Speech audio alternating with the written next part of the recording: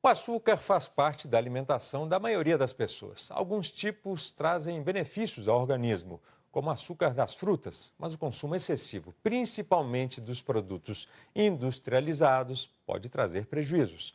Nós vamos falar com a repórter Aline Aguiar, que está com um nutrólogo. Boa tarde, Aline.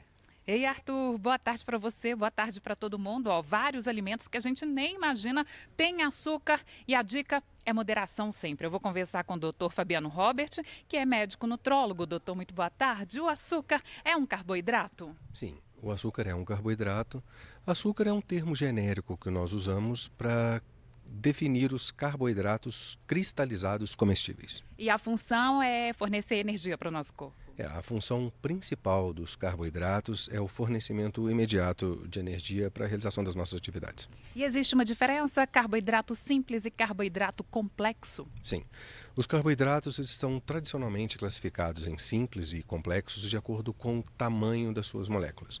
E o que varia é o tempo de absorção desse carboidrato pelo nosso organismo. Nós temos aqui, então, vários exemplos. Então, doutor, explica pra gente. Aqui, o que tem o carboidrato, o açúcar, né? É que a gente chama de carboidrato simples e o complexo.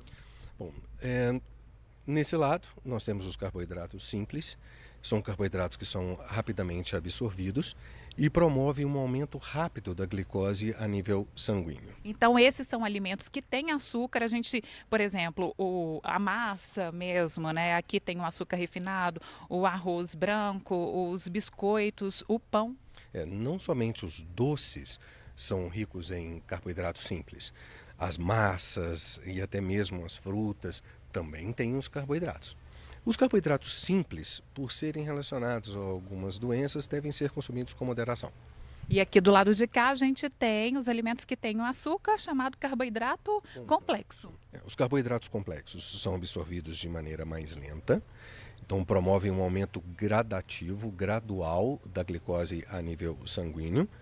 E são alimentos que geram uma sensação de saciedade prolongada, são alimentos que são ricos em vitaminas e minerais quando comparados aos carboidratos simples. Então são desejáveis. São melhores para o nosso organismo. A gente deve dar preferência a esses carboidratos complexos? Exatamente.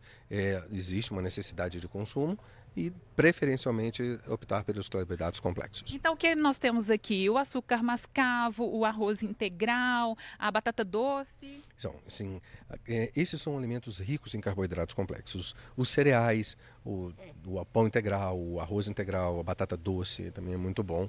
São todos muito ricos em carboidratos complexos. Doutor, então uma substituição no nosso dia a dia pode fazer uma diferença também no nosso organismo, né? No lugar do pão de sal, consumir o pão integral, isso já faz uma grande diferença nessa absorção do açúcar, do açúcar bom. Exatamente, principalmente para aqueles pacientes que têm um desejo em emagrecer ou que têm predisposição ao diabetes. O que pode acontecer, então, se a gente consumir açúcar em excesso? Nos direcionaríamos para uma situação de hiperglicemia, um aumento contínuo da glicose na corrente sanguínea, e que poderia cursar com doenças que têm essa hiperglicemia como base, como diabetes e a obesidade, por exemplo. E falta de açúcar? A falta de açúcar vai gerar um certo cansaço, principalmente para a prática de atividade física, e pode até levar à hipoglicemia, uma condição grave que pode até levar à morte. Moderação, doutor, equilíbrio? Sempre. O carboidrato é necessário, o excesso é o problema. Ok, muitíssimo obrigada então pela participação aqui no MGTV, primeira edição, essa mesa aqui muito bonita, né? Então, Arthur, a gente deve dar preferência para os carboidratos complexos. Tudo anotado aí. Muito obrigado aos dois, viu? Boa tarde.